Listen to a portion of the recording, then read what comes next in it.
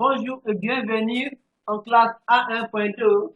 Dans cette leçon, nous allons apprendre comment exprimer la continuité. Je m'appelle Steven et je suis professeur à l'Institut de la langue française.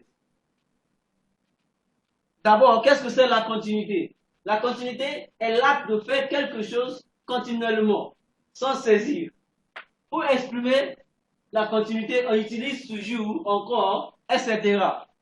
So we're talking about continuity in this lesson. How do you express continuity?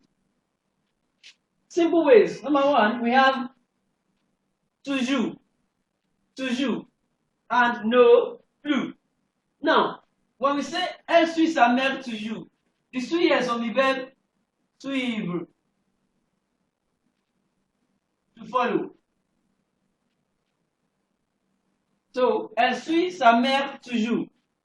That means she follows her mother always.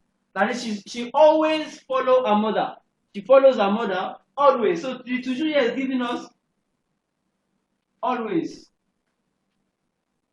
So, it's a continuity. Est-ce qu'il est toujours au bureau? Est-ce qu'il est toujours au bureau? That is it still? The toujours here now is giving us still. Is it still in the office? Is it still in the office? Peut-être il était au bureau depuis le matin et c'est déjà l'heure de fermeture et on demande s'il est toujours au bureau. We're asking if he's still in the office.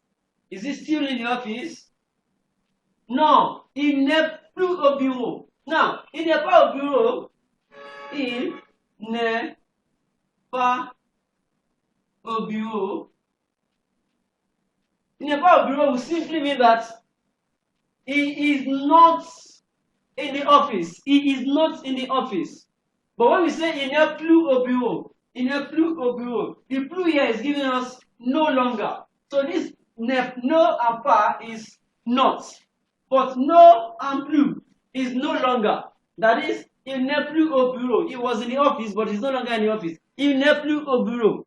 It is good when we say, when we ask, est-ce qu'il est toujours au bureau? Non, il n'est pas au bureau. Is he still in the office? No, he's not in the office. That's fine, it's not bad. But normally, when the question comes in the form of, is he still in the office? And then you want to say that he's no longer in the office. It is better to say, il n'est plus au bureau. He's no longer. He was in the office, but at this time, he's no longer in the office. Il n'est plus au bureau. Encore. Encore could mean still. Or yet. Est-ce qu'on peut manger encore des poissons? Can we still eat fishes? Can we still eat fishes? Est-ce qu'on peut manger encore des poissons? Can we still eat fishes? Non, no. Il n'en reste plus un. Il n'en reste plus un. That is, now, I've used this on here to replace des poissons because it is introduced with a participle article. So, il n'en reste plus. That is, there is no longer fish.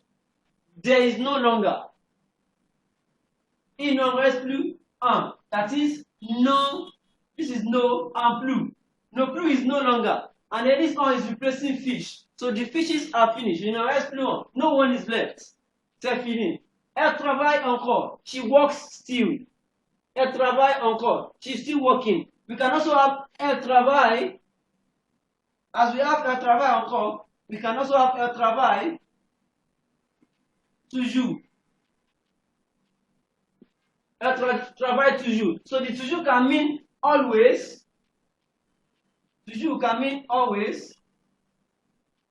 It can also mean still. While encore will give us still or yet. So elle travaille encore. She's still working. So these are ways to express continuity in French language. And generally, for this lesson, for this unit, where we have learned imperfect, constructions with qui, pronoun y, pronoun un, how to express frequency, la fréquence, how to give orders and continuity. We can also have exercises. We also have exercises on page 137, exercise 5, page 137, exercice 5.